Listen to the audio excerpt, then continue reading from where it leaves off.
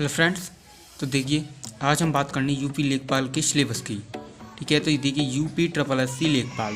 तो UP triple S C लेखपाल का सिलेबस क्या होने वाला है, किस तरीके से परीक्षा होने वाली है और किस तरीके से उनके अंक वगैरह जो चीज़ होने वाली है वो सारी हम बात आज करने वाले हैं। तो चलिए, अगर आप इस चैनल पर नए हैं तो जल्दी से चैनल को सब्सक्राइब कर दीजिए, जिससे कि ऐसी इन्फॉर्मेटिव वीडियो आपको मिलती रहें जल्दी से जल्दी।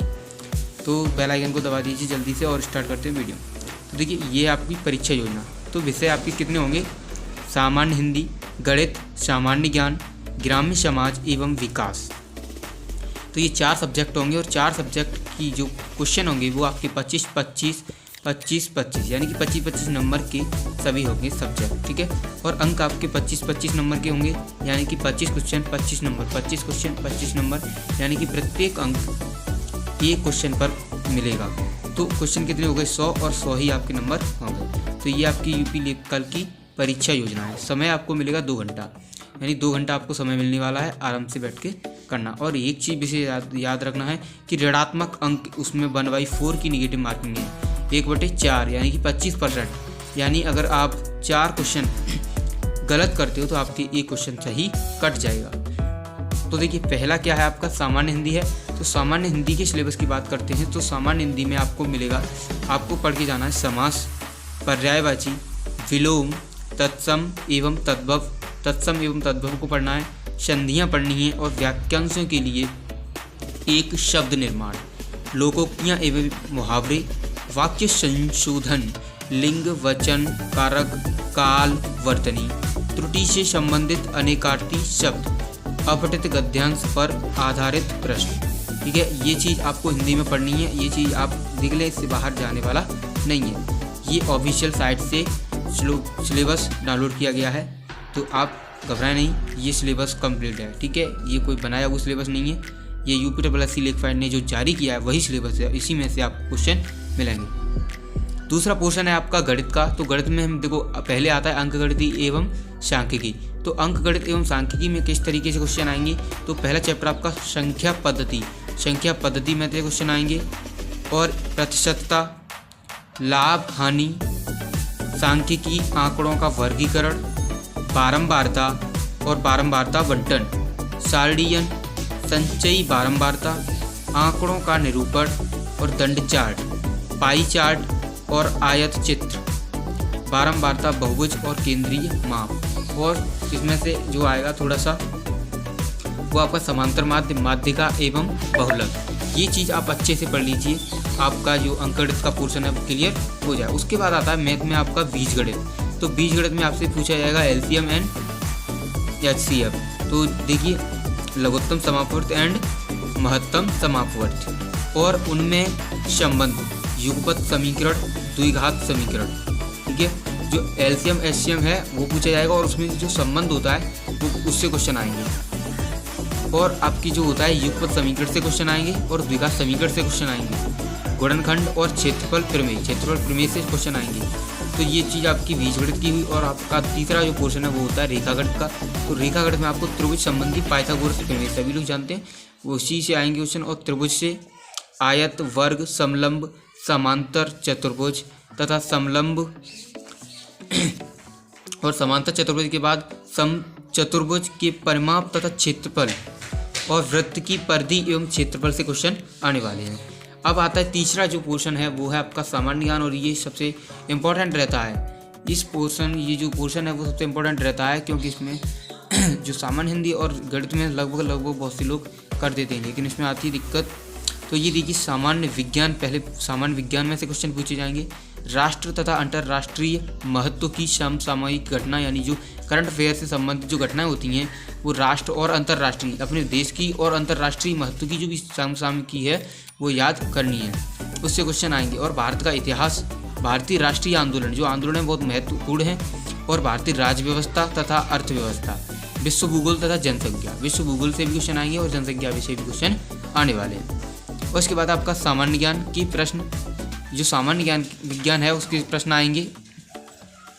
दैनिक अनुभव तथा परीक्षण से संबंधित विषयों सहित विज्ञान के सामान्य प्रबोध एवं जानकारी पर होंगे। जो विज्ञान के जो क्वेश्चन हैं वो परीक्षण से संबंधित विषयों सहित विज्ञान के जो सामान्य प्रबोध एवं जानकारी पर होंगे, यानी जो सामान्य सी जानकारी है विज्ञान की वो आपको होनी चाहिए, जिसकी किसी भी सुरक्षित व्यक्ति से अपेक्षा की जा सकती है। यानी कोई भी व्यक्ति ऐसा है जो पढ़ रहा है उससे अपेक्षा की जा सकती है, ऐसे क्वेश्चन आएंगे। इसके लिए कोई विशेष अध्ययन की आवश्यकता नहीं है, ये साफ साफ उसमें स्पष्ट किया गया है, मेंशन कर दिया है। और इसके बाद हम भारत के इतिहास के अंतर्गत आर्थिक, सामाजिक, सांस्कृतिक तथा राजनीतिक पक्षों की व्यापक जानकारी पर ध्यान देना होगा। जो भारतीय इतिहास है उसके लिए आपको आर्थिक, सामाजिक और सांस्कृतिक याद रखना। इतिहास में क्या याद करना है? आर्थिक स्थिति कैसी थी, सामाजिक स्थिति कैसी थी उस समय की, और सांस्कृतिक जो संस्कृति है वो सांस्कृतिक कैसी थी, और राजनीतिक पक्षों की व्यापक जानकारी, जो राजनीति थी वो किस तरीके से कार्य करती थी। अब आती बात है भारतीय राष्ट्रीय आंदोलन पर अभ्यर्थियों से भारतीय स्वतंत्रता आंदोलन, जो भारतीय राष्ट्रीय आंदोलन होने वाले हैं उसमें से क्या क्वेश्चन आएंगे? भारतीय स्वतंत्रता आंदोलन की प्रकृति तथा विशेषता, राष्ट्रवाद का अभ्युदय तथा स्वतंत्रता प्राप्ति के बारे में सामान्य ज्ञान अपेक्षित है। इतना तो पूछ रहा है, ठीक है। इसके बाद आपका आता है भारतीय राज्य व्यवस्था तथा अर्थव्यवस्था के अंतर्गत, जो भारतीय राज्य व्यवस्था तथा अर्थव्यवस्था है इसके अंतर्गत भारतीय राज्य व्यवस्था, भारतीय संविधान, भारत की अर्थव्यवस्था तथा नियोजन, भारत की अर्थव्यवस्था तथा नियोजन के व्यापक लक्षणों की जानकारी पर प्रश्न होंगे। तो इस साफ इसमें मेंशन किया है सिलेबस किस तरीके से वो बनाने वाला है। अगर आप अच्छी स्ट्रेटजी बनाते हैं, इसको जो सिलेबस है उसे देखकर, तो आपके नंबर आने की चांस बहुत अधिक बढ़ जाएंगे। उसके बाद देखिए विश्व भूगोल तथा जनसंख्या में केवल विषयों की सामान्य जानकारी, जो विश्व भूगोल तथा जनसंख्या में केवल विषयों की सामान्य जानकारी की परख होगी, जिसमें भारत के भूगोल में भौतिक, पारिस्थितिक, आर्थिक, सामाजिक, जनांकिकीय पक्षों पर विशेष बल दिया जाएगा। अभ्यर्थियों से उपरोक्त की सामान्य जानकारी अभिज्ञा विशेषतः उत्तर प्रदेश के परिप्रेक्ष्य में अपेक्षित है। यानी जो भी जानकारी है वो कम से कम उत्तर प्रदेश की जो जानकारी होगी, उत्तर प्रदेश, यानी इसे हम बोल सकते हैं यूपी जीके। इस तरीके से यूपी जीके से भी क्वेश्चन आने वाले हैं, क्योंकि अब यूपी का जो एग्जाम है तो यूपी जीके तो आने ही वाली है। और कंप्यूटर के प्रारंभिक ज्ञान से संबंधित प्रश्न भी होंगे, ये चीज़ देख लेना। कंप्यूटर से सामान्य जो क्वेश्चन होते हैं कंप्यूटर से वो भी आने वाला है। चौथा पोर्शन है हमारा ग्राम्य समाज एवं विकास। इसमें क्या आने वाला है? देखो, ग्राम्य विकास भारतीय संदर्भ में, ग्राम्य विकास किस संदर्भ में? भारतीय संदर्भ में। और ग्राम्य विकास कार्यक्रम, ये ग्राम्य विकास में क्या कार्यक्रम होते हैं उन कार्यक्रमों को आपको पता होना चाहिए। ग्राम्य विकास योजनाएं, योजना भी आपको पता होनी चाहिए, एवं प्रबंधन, ग्राम्य विकास शोध प्रणालियाँ, ग्रामीण स्वास्थ्य योजनाएं, ग्रामीण सामाजिक विकास, ग्राम्य विकास और भूमि सुधार, त्रिस्तरीय पंचायती राज व्यवस्था, केंद्र व राज्य सरकार की ग्राम्य विकास से संबंधित योजना। यानी कि जो ग्राम्य समाज एवं विकास है इसमें सबसे अधिक योजनाओं पर बल दिया गया है, तो योजनाएं अच्छे से तैयार कर लेना। तो ये सिलेबस है आपका, और इस चैनल पर आपको ऐसे ही वीडियो मिलती रहेंगी। तो इस चैनल को जल्दी से जल्दी सब्सक्राइब कर लीजिए और बेल आइकन को दबा दीजिए, और उसके बाद जो ऑल का बटन आता है उसे प्रेस कर दीजिए। आपको इस तरीके से वीडियो मिलती जाएंगी, और अपने दोस्तों को शेयर कर दीजिए। अगर आपने इस सिलेबस को ध्यान में रखते हुए तैयारी की तो आपका जो नंबर है वो कम से कम 99% आने के चांस बन जाएंगे। तो जल्दी से अपनी स्ट्रैटेजी बदलिए और सिलेबस के अकॉर्डिंग अपना तैयारी शुरू कर दीजिए। तो चलिए मिलते हैं आपको अगली वीडियो में।